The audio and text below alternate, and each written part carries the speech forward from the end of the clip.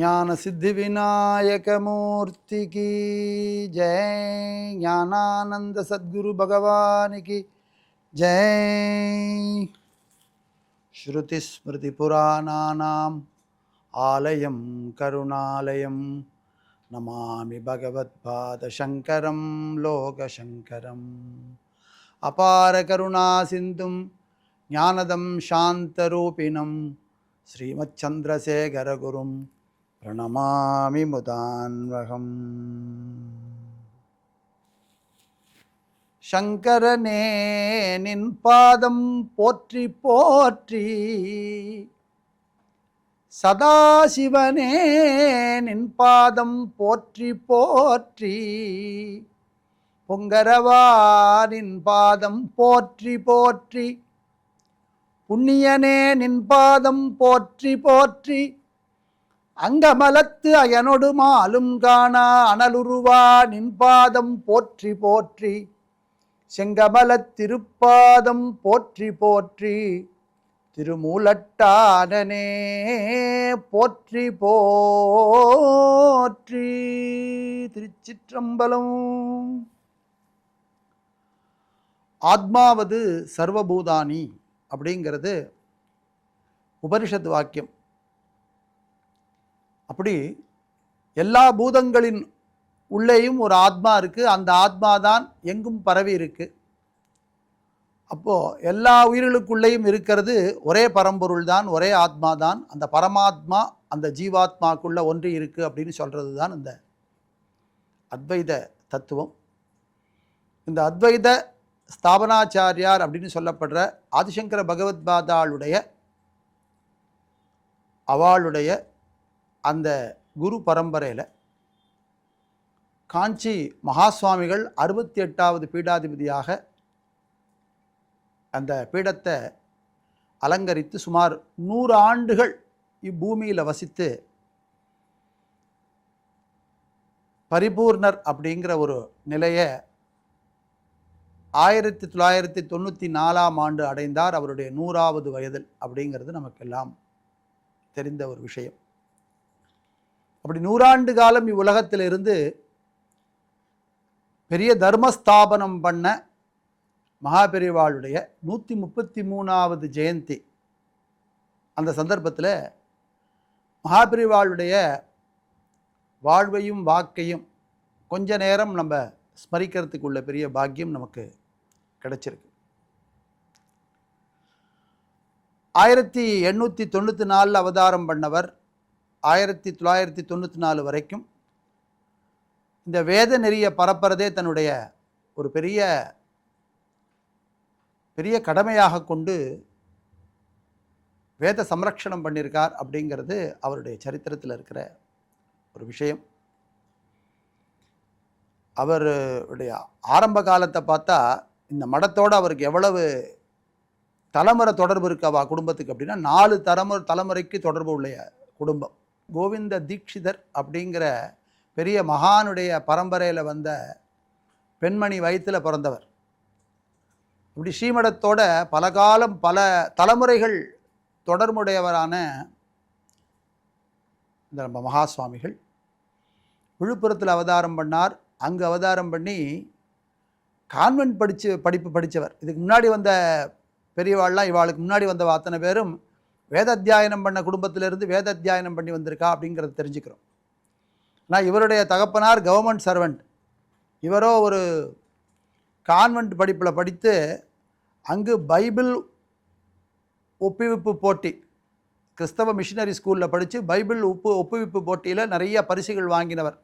அவருக்கு என்ன ஒரு ஆச்சரியமான ஒரு விசித்திரமான ஒரு சம்பவத்து மூலமாக தன்னுடைய 13வது வயதில் இந்த பீடத்துக்கு பீடாதிபதியாக வந்து அமரும் ஒரு சூழ்நிலையை பகவான் ஏற்படுத்திட்டான் அவருடைய சரித்திரத்தை எடுத்து பார்க்குற போது.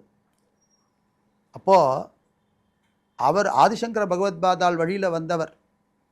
அப்போது யாரெல்லாம் ஆதிசங்கர பகவத்பாதாளுடைய வழியில் வந்து அந்த மடத்தை அலங்கரிக்கிறாளோ அவெல்லாம் ஆதிசங்கர பகவத்பாதாளே ஸ்வயம் அப்படின்னு அந்த மடத்தில் இருக்கிற பக்தர்கள் எல்லாம் அத்தனை பேரும் எல்லா பிரிவாளையும் கொண்டாடின்னு இருக்கும்.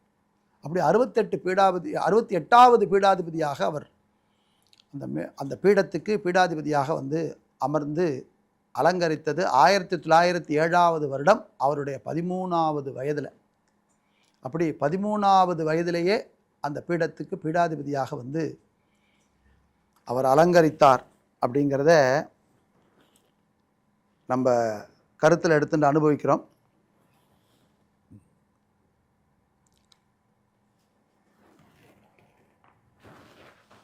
சிறு வயதிலேயே பீடாதிபதி ஆயிட்டார்.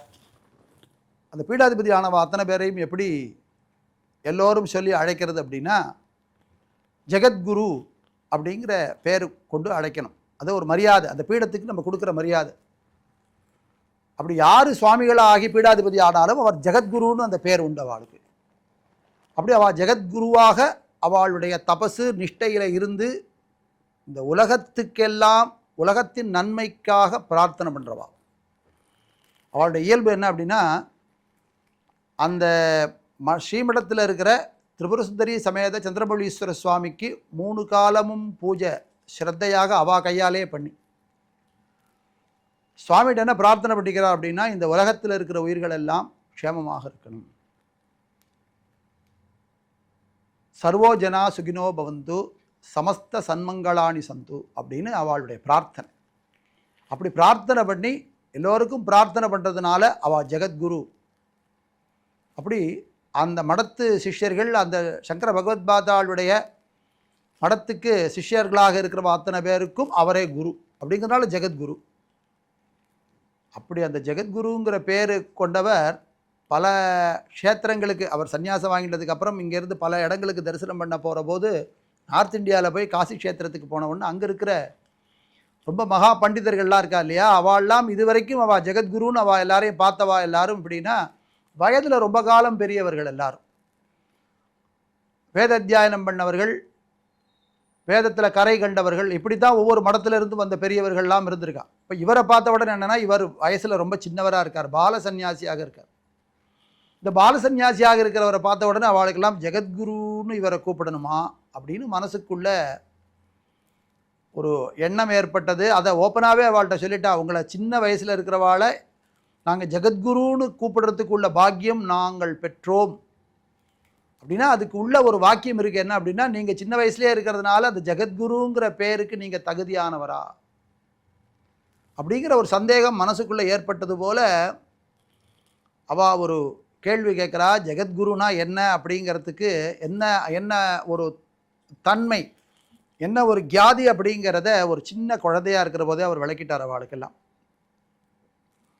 அவள் அங்கே காசியில் தங்கியிருந்த சங்கர மடத்தில் அங்கே இருந்த பெரியவர்களுக்கெல்லாம் அதில் ரொம்ப ரொம்ப பெரியவரான ஒருத்தரை கூப்பிட்டு மேலே இருக்கிறது என்னன்னு காமிச்சார். அது மேலே அந்த குருவிகள்லாம் அந்த கரையில் இருக்கிற மண்ணை கொண்டு வந்து, கங்கை கரையில் இருக்கிற மண்ணை கொண்டு வந்து கூடுகள் கட்டி அங்கேயே இருக்கும் மேலே.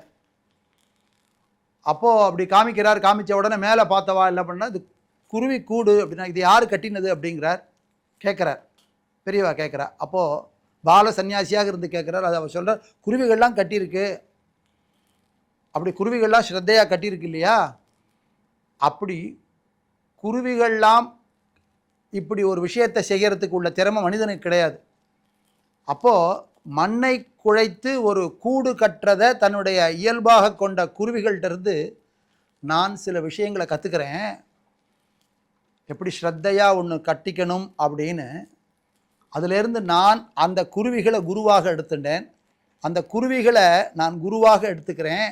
அதுதான் எங்களுடைய அந்த பீடத்துக்கு உள்ள தன்மை. என்ன அப்படின்னா, எதையெல்லாம் பார்க்கிறோமோ, நல்லதாக பார்க்கிறோமோ, விசித்திரமாக பார்க்கிறோமோ, படிப்பினையாக பார்க்கிறோமோ, அதையெல்லாம் அந்தந்த பொருள்கள்டேந்து குருவாக அதை எடுத்துக்கிறது அப்படிங்கிறது தான் அந்த பாவம். அப்படி நான் அதையே குருவாக எடுத்துட்டேன் நான் அப்படின்னு சொன்ன உடனே, நீங்கள் தான் பார்க்கும் இடத்திலெல்லாம் படிப்பினைகளை கற்றுக்கிற நீங்கள் தான் ஜெகத்குரு அப்படின்னு சொல்லி அத்தனை பேரும் பண்டிதர்களும் அவருடைய திருவடிக்கு விழுந்து நமஸ்காரம் பண்ணி, இதுபோல் ஒரு சந்தேகம் எங்கள் மனதில் ஏற்பட்டதை நாங்கள் வெளிப்படுத்தினோம், அதுக்கு சரியான ஒரு பதிலை நீங்கள் சொல்லி எங்களுடைய சந்தேகத்தை எல்லாம் தீர்த்து நீங்களே ஜெகத்குரு அப்படிங்கிறத, என்றும் ஜெகத்குரு அப்படிங்கிறத எங்களுக்கு உணர்த்தினீர்கள் அப்படின்னு சொல்லி பெரியவாளுடைய திருவடியை வணங்கி விழுந்து வணங்கினார்கள் அப்படிங்கிறது அவருடைய சரித்திரம். இவர் எங்கே போனாலும் அங்கங்கே இருக்கிற ஜனங்களுக்கெல்லாம் அனுகிரகம் பண்ணியிருக்கார். அதுக்கு ஒரு பாடல் உண்டு தமிழில். ஆதிசங்கர பகவத்பாதாளுடைய பெருமையெல்லாம் சொல்கிறது போலேயே ஒரு பாடல். ஆதிசங்கர பகவத்பாதால அந்த ஸ்ரீமடத்து சிஷ்யர்கள்லாம் எப்படி நினச்சிப்பா அப்படின்னா, இவர் தான் பரமேஸ்வரன், சிவனே ஆதிசங்கரராக வந்துட்டார் ஏன்னே குருவே சிவன் என கூறினான் நந்தின்னு ஒரு வாக்கியம் சைவத்திலே இருக்குது. அப்படி யார் குருவாக வராளோ அவரே சிவன்னு நினச்சிக்கணும் அப்படிங்கிறது பக்தர்களுடைய ஒரு எண்ணம். அப்படி சம்புவே சங்கரன் ஆனாலும் சங்கரன் சம்புவில் அதிகம் கான் அப்படின்னா, பரமேஸ்வரனே சங்கரராக ஆதிசங்கரராக அவதாரம் பண்ணி வந்தாலும் சம்பு அப்படின்னு சொல்லப்படுற பரமேஸ்வரனை விட ஆதிசங்கரர் கூட நமக்கு எல்லாம் அனுகிரகம் பண்ணுறார். எதனால் அப்படின்னா, நம்ம கோவிலுக்கு போய் சிவபெருமானை வணங்கினா தான் சிவபெருமானுடைய அருள் கிடைக்கும். ஆனால் சங்கரர் எப்படி வருவார் அப்படின்னா, எங்கெங்கெல்லாம் பக்தர்கள் இருக்காளோ, எங்கெங்கெல்லாம் ஆஸ்தீக ஜனங்கள்லாம் இருந்து பக்தி நெறியில் ரொம்ப ஸ்ரேயஸாக இருக்காளோ அங்கெல்லாம் விஜய யாத்திரை பண்ணுவார்கள் சங்கராச்சாரியா சுவாமிகள்லாம். அப்படி அடியார்கள் எங்கே இருக்காளோ அங்கு போய் அவளுக்கு என்ன அனுகிரகம் பண்ணணுமோ அனுகிரகத்தை சங்கரர் அப்படின்னு சொல்லப்படுற சங்கராச்சாரியார் பண்ணுறார்.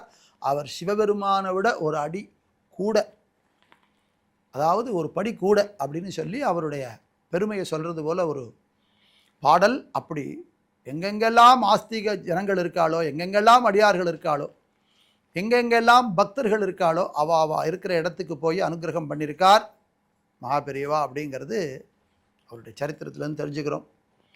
பெரிய பண்டிதர்கள், பெரிய வித்வான்கள், ரொம்ப பெரிய பக்தர்கள், அவளுக்கெல்லாம் அனுகிரகம் பண்ணார் அப்படிங்கிறதெல்லாம் இருந்தாலும் ரொம்ப எளிமையான கிராமத்து ஜனங்களோட அப்படி சேர்ந்து அவளோட பேசுவார், இனிமையாக பேசுவார். அந்த ஜனங்கள் எல்லாம் அவளுடைய வாழ்க்கை நெறிமுறைகள் அதெல்லாம் தெரிஞ்சுப்பார்.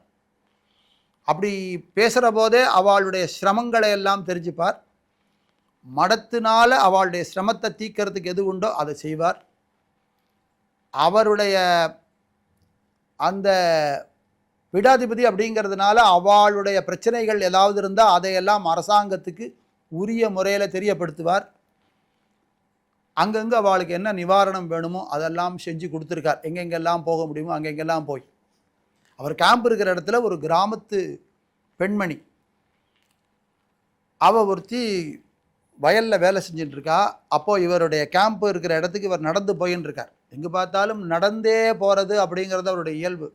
என்ன காரணம் அப்படின்னா, இந்த காரு பஸ்ஸு இந்த மாதிரி மோட்டார் வாகனங்கள்லாம் வந்துடுது அவர் காலத்தில். அது மேலே ஏறி போனால் அந்த ரோட்டில் போகிற வழியில் அங்கே இருக்கிற பூச்சி இந்த விஷயங்கள்லாம் அடிபடும், இந்த வண்டியில் அடிபட்டுரும் அப்படின்னு ஒரு ஜீவகாருண்யம் அவருக்கு. எந்த ஜீவஹிம்சையும் பண்ணக்கூடாது அப்படிங்கிறத தான் சந்நியாசம் எடுத்துட்ட நாள்லேருந்து கடைபிடிச்சார்.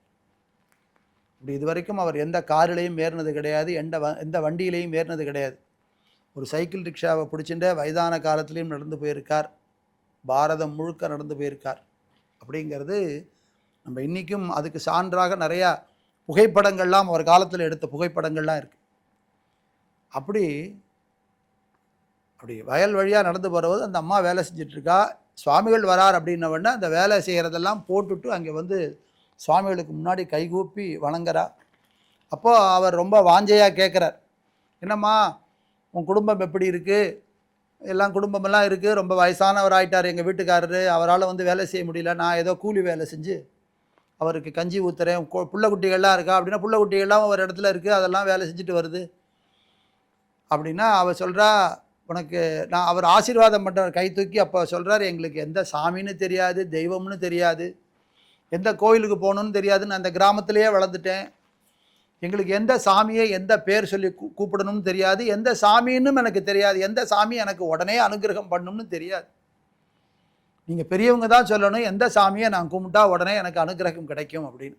அப்போது நல்ல உச்சி வெயில், இந்த வெயில் காலத்தில் அவர் நடந்து வர்றார். அப்போது சொல்கிறார், நீ காத்தால் எத்தனை மணிக்கு எழுந்துக்கிற? 6 மணிக்கு எழுந்துக்கிற.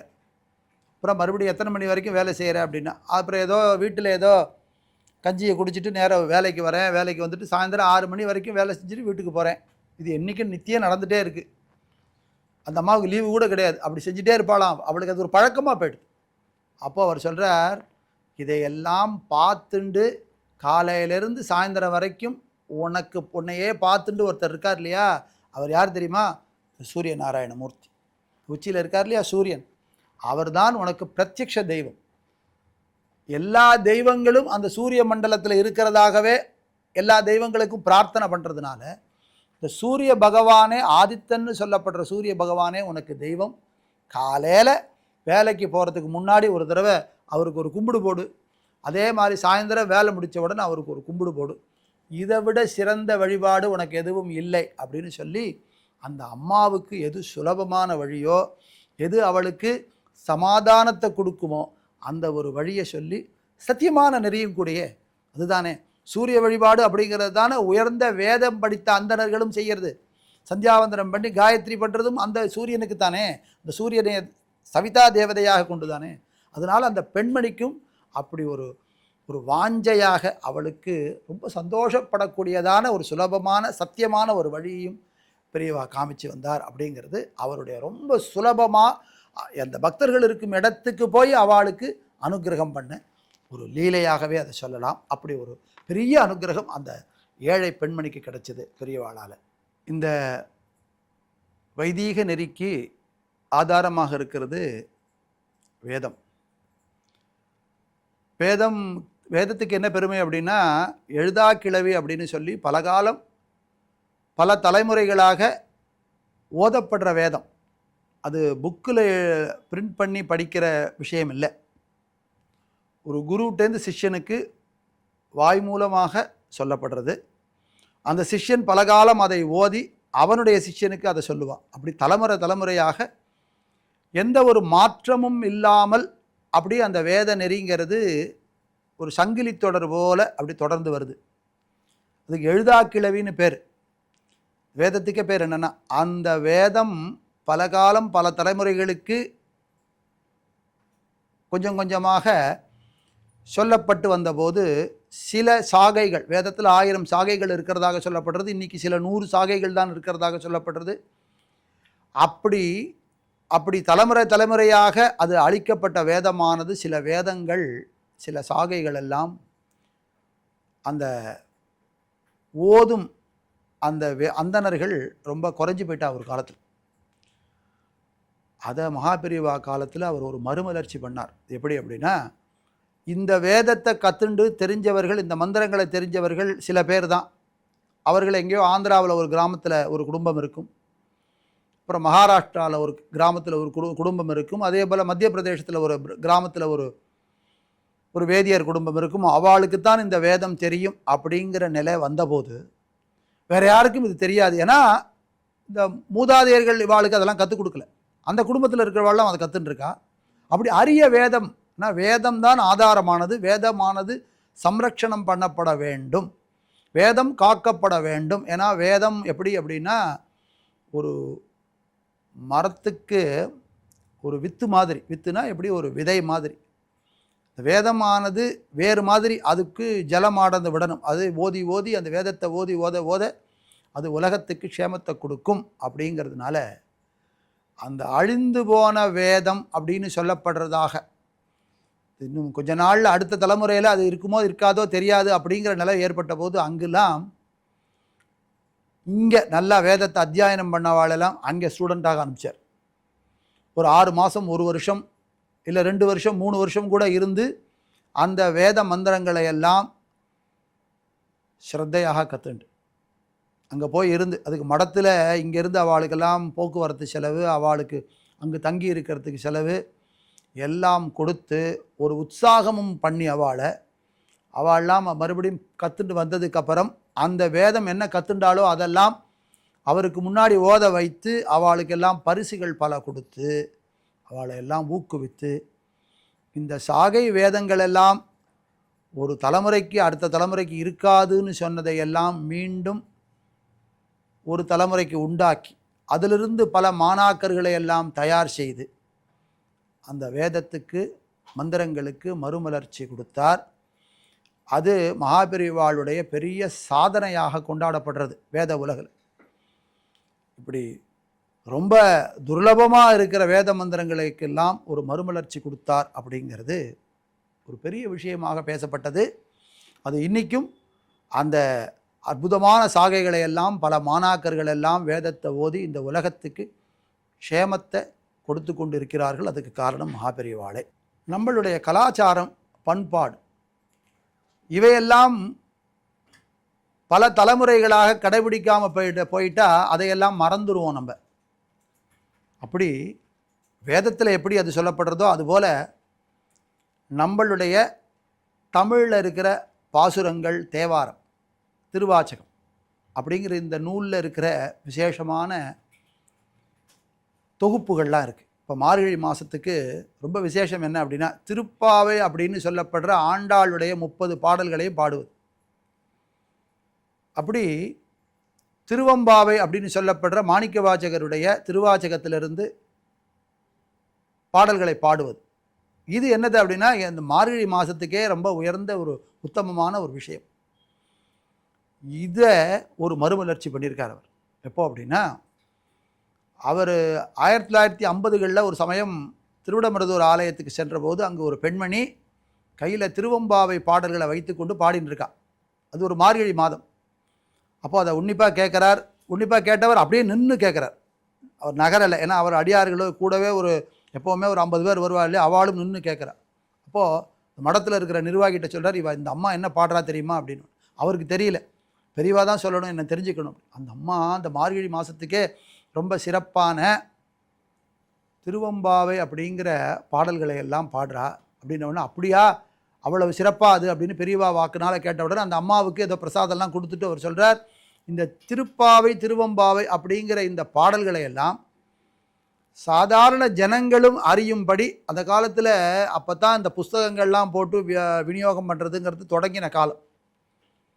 நம்மளுடைய சனாதன தர்மத்தில் இருக்கிற விஷயங்களை எல்லாம் புஸ்தகம் போட்டு கொடுக்கணும் அப்படின்னு சொல்லி அப்போ தான் எல்லாம் இந்த லிஃப்கோ அந்த கம்பெனிகள்லாம் வந்து ஆரம்பித்து அந்த பணிகளை எல்லாம் தொடங்குகிற காலம். அந்த நேரத்தில் இவர் அங்கே இருக்கிறவாளுக்கு உற்சாகம் பண்ணி இந்த திருப்பாவை திருவம்பாவை இந்த புஸ்தகங்களை எல்லாம் ஆயிரக்கணக்கில் அடிக்க வச்சு இதையெல்லாம் பொதுமக்களுக்கு எல்லாருக்கும் விநியோகம் பண்ணணும். இதை நித்திய பாராயணம் எல்லோரும் பண்ணணும்.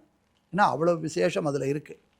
விடிய காலையில் பாடி இறைவனை துதித்து தூங்காமல் இருந்து விடிய காலையில் எழுந்து சுவாமியை துதிக்கிற போது இந்த மார்கழி மாதம் ஒரு மாதம் அவர்கள் அந்த துதிக்கிற பழக்கத்தை கொண்டு வந்துட்டான்னா ஒவ்வொரு நாளும் அவளுக்கு தூக்கம் வராது.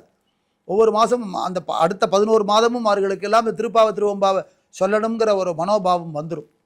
இப்படி மார்கழி மாதம் அவர்கள் பண்ணால் எல்லா நாளும் அவர்கள் இறைவனை துதிக்க தொடங்கி விடுவார்கள் அப்படின்னு ஒரு நல்ல எண்ணம். அதில் அவர் என்ன பண்ணார், இந்த புஸ்தகங்களெல்லாம் அடித்து எல்லா இடத்துக்கும் அனுப்பணும் அப்படின்னு சொல்லி பிளான் பண்ணி ஆயிரக்கணக்காக புஸ்தகங்கள்லாம் அடித்து வந்தாச்சு. அது என்ன பண்ணார் அப்படின்னா, இதோடைய பெருமை உலகத்துக்கு தெரியணும் அப்படிங்கிறதுக்காக பெரிய புராணம் அப்படிங்கிற நூலை எழுதின சேக்கிழார் பெருமான் அவரையும் அந்த நூலையும் எடுத்து பட்டத்தியானை மேலே வைத்து உட்கார வைத்து அனபாய சோழன் தன் கையால் சாமரம் வீசிண்டு போனான்னு ஒரு சரித்திரம் உண்டு. அதுபோல் அவ்வளவு பெருமை வாய்ந்த திருப்பாவை திருவம்பாவை அப்படிங்கிற நூலை ஆயிரக்கணக்காக அடித்து அதை மடத்தில் இருக்கிற யானை இருக்கு இல்லையா, அது மேலே உட்கார வச்சு அதுக்கு வெண்கொடை ஒருத்தரை பிடிக்க சொல்லி ஒரு ஓதுவார் மூர்த்தியை அவர் கையால் சாமரம் வைத்து வீசச் செய்து இந்த திருவிடமருதூர் மகாலிங்க மூர்த்தியுடைய கோவிலுடைய 4 வீதியிலையும் வலம் வர வச்சார். உலகத்துக்கே அதோடைய பெருமை தெரியணும். அப்போது அது ஒரு செய்தியாக எல்லா பத்திரிகைகளையும் வெளியில் வந்தது. அந்த புத்தகங்களை எல்லாம் அங்கங்கே இருக்கிற மடங்களுக்கும் பஜனை மடங்களுக்கும் சங்கர மடத்துடைய கிளைகளுக்கும் அனுப்பிச்சு ஒவ்வொரு ஊரிலையும் இருக்கிற பக்தர்கள் எல்லோரும் எந்த வித்தியாசமும் பார்க்காமல் ஆனா பெண்ணா இந்த ஜாதியா அந்த ஜாதியான்னு எல்லாரும் படிக்கலாம். அப்படி எல்லோரும் படித்து இன்புறத்துக்கு அந்த புக்குகளை எல்லாம் விநியோகம் பண்ணி அதை படித்து மனப்பாடம் செய்து ஒப்புவித்தவர்களுக்கெல்லாம் ஒரு வெள்ளிக்காசு அன்றைக்கி கொடுத்தார். அவர்களெல்லாம் இன்றைக்கும் இருக்கா. நான் எங்கேயாவது போய் ஒரு சொற்பொழிவு செய்கிற போது அந்த மாதிரி விஷயத்தை பற்றி சொன்னால் நாங்களும் அந்த காலத்தில் அதெல்லாம் இந்த வெள்ளிக்காசுகளை எல்லாம் வாங்கிட்டோம் பெரியவா கையால் அப்படின்னு சொல்லி ரொம்ப சந்தோஷப்படுவாள். அப்படி வேதத்துக்கு ஒரு பெரிய மறுமலர்ச்சி பண்ணார் அப்படின்னா, திருமுறைகளுக்கும் இந்த மாதிரி பக்தி பாடல்களுக்கும் பக்தர்களுக்கு மேலே அவளுக்கு ஈடுபாடு வரணும் அப்படிங்கிறதுக்காக ஒரு பெரிய சாதனை பண்ணார் மகா பெரியவா அப்படிங்கிறது அவருடைய சரித்திரத்தில் நம்ம பார்க்குற போது தெரிகிறது.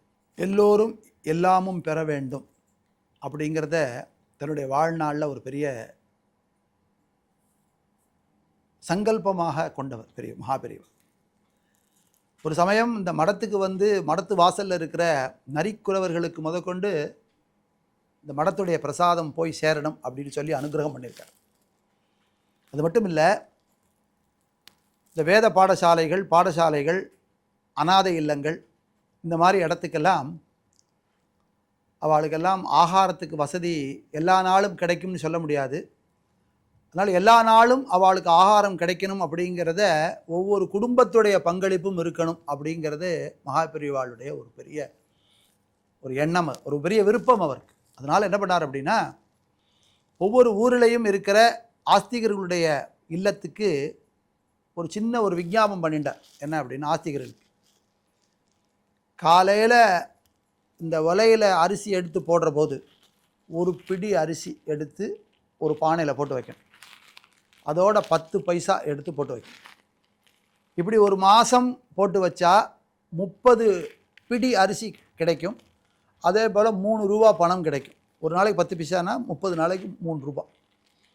அப்படி இந்த 3 ரூபாயும் இந்த 30 பிடி அரிசியும் அந்த பக்கத்தில் ஏதாவது ஒரு வேத பாடசாலையோ ஒரு அனாதை இல்லமோ இல்லை முதியோர்கள் இல்லமோ அங்கு ஒவ்வொரு வீட்டுக்காராலும் கொண்டு போய் கொடுக்கணும் அப்படின்னு ஒரு அன்பான ஒரு உத்தரவு அவர் போட, அந்த பிடியரிசி திட்டம் அப்படிங்கிறது ஒரு பெரிய அவர் காலத்தில் ஒரு பெரிய புரட்சியாகி அத்தனை அன்பர்களும் தன்னுடைய இல்லத்திலிருந்து பிடி அரிசியும் அந்த காசும் கொண்டு போய் அந்தந்த இடங்களுக்கு கொடுத்து பெரிய அனுகிரகத்தை பெற்றார்கள் அப்படிங்கிறது அவருடைய சரித்திரத்தில் நம்ம பார்க்குறோம். பிடியரிசி திட்டம் அப்படிங்கிறது இன்றைக்கும் பல அன்பர்கள் எல்லாரும் ஆஸ்திகர்கள் எல்லாரும் வீட்டில் அந்த பிடி அரிசி எடுத்து உலையில் போடுறதுக்கு முன்னாடி சுவாமிக்கு அதை ஒரு பிடி அரிசியை எடுத்து இந்த வேத சம்ரக்ஷணத்துக்கோ அனாதை இல்லத்துக்கோ கொடுக்குற ஒரு பெரிய பாக்கியத்தை பெறுகிறார்கள்.